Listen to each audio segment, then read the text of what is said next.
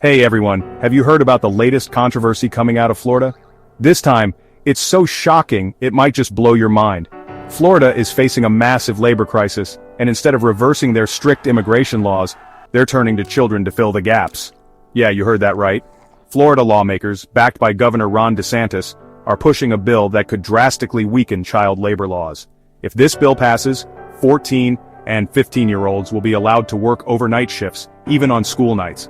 That's right, what's currently illegal under state law could soon become the norm.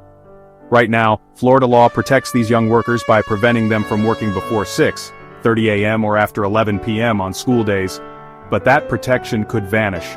The bill also proposes eliminating mandatory meal breaks for 16 and 17-year-olds and lifting work hour restrictions for homeschooled 14 and 15-year-olds. Essentially, they could be working just as much as adults. So why is this happening? The answer is simple. Florida businesses are desperate for workers. With some of the toughest immigration laws in the country, thousands of undocumented workers have been driven out, leaving jobs in construction, hospitality, and agriculture unfilled. Instead of relaxing these laws, Florida is looking to its youngest citizens to fill the gap. Governor DeSantis has a nostalgic take on the situation. He recently said, quote, "Why do we say we need to import foreigners even illegally when teenagers used to work at these resorts? College students should be able to do this stuff." But is this really the solution?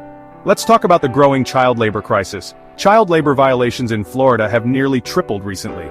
Nationwide, over 5,800 violations were reported in 2023 alone, with kids as young as 12 working in hazardous conditions. Critics argue that this bill could open the door to even more exploitation. With fewer restrictions, young workers could face exhausting schedules that interfere with their education and health.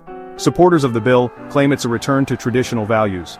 DeSantis himself reminisced about teenagers working part-time back in the day. But times have changed. Studies show that teenagers today are more stressed than ever, balancing school, extracurriculars, and jobs. Adding overnight shifts to the mix could have serious long-term effects. Remember, child labor laws were put in place for a reason. This bill still needs to pass through 2 more Senate committees before a full vote. But if it does, Florida could become one of the most extreme states in rolling back child labor protections. So, what do you think? Is Florida leading the way in creating a more self-sufficient workforce? Or is this a dangerous step backward that puts kids at risk?